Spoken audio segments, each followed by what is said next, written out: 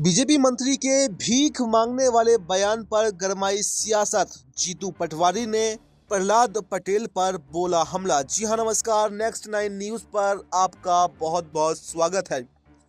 मध्य प्रदेश में इन दिनों सियासी बयानों से राजनीति गरमाई हुई है।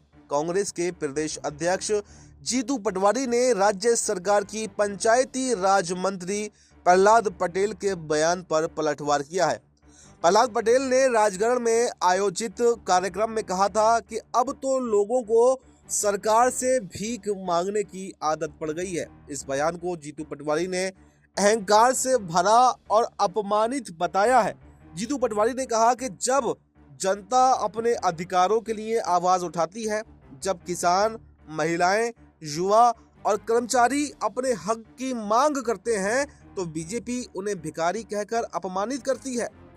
उन्होंने पूछा कि जब बीजेपी कर्ज लेती है, घोटाले करती है और नेता कमीशन खोरी में लिप्त होते हैं, तो क्या वो भी भीख नहीं मांगते? उन्होंने कहा कि बीजेपी सरकार जनता को भीख मांगने का ताना देती है, लेकिन खुद राज्य को कर्ज के दलदल में धकेल रही है। मध्य प्रदेश सरकार पर आज लाखों करोड़ रुपयों का कर्ज है।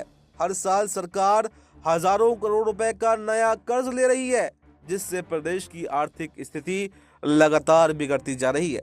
जीतू पटवारी ने कहा कि वित्तीय वर्ष 2023-24 में सरकार 3.5 लाख करोड़ के कर्ज के बावजूद विकास का ढोंग कर रही है, जबकि जनता का लाभ इसका कुछ भी नहीं पहुंचा है।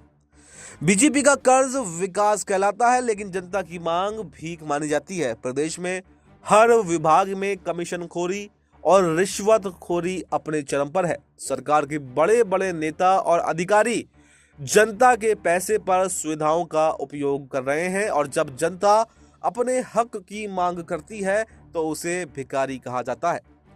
पटवारी ने बीजेपी सरकार पर भ्रष्टाचार का आरोप लगाते हुए कहा कि व्यापम, ई टेंडरिंग, पटवारी शिक्षक भर्ती और सिंचाई घोटाले से जनता लूटी गई। अगर नेता घूसखोरी करें तो क्या ये भीख नहीं है? उन्होंने कहा कि बीजेपी सरकार महिलाओं के लिए बड़ी बड़ी योजनाओं का ऐलान तो कर देती है, लेकिन जब महिलाएं अपने हक की मांग करती हैं तो उसे भीख कहा जाता है। लाडली बहन योजना के तहत पहले 1,000 रुपए दिए गए, फिर इसे 1250 रुपए किया गया, लेकिन चुनाव से पहले 3,000 रुपए देने का वादा किया गया। अब जब महिलाएं अपने वादे पूरे करने की बात कर रही हैं, तो बीजेपी उन्हें भिखारी कह रही है। उन्होंने कहा कि किसानों के लिए पैसा नहीं है, लेकिन चुनाव और उद्योगपतियों के लिए हजारों करोड़ रुपए मिल जाते हैं। जब किसान फसल का सही दाम मांगे तो वो भीख कैसे हो सकती है?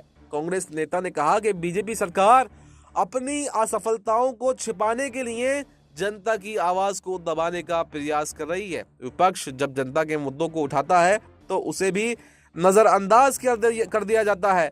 लोकतंत्र में हर नागरिक को अपने अधिकारों के लिए संघर्ष करने का हक है। यह अधिकार भीख नहीं, बल्कि संविधान द्वारा दिया गया हक है।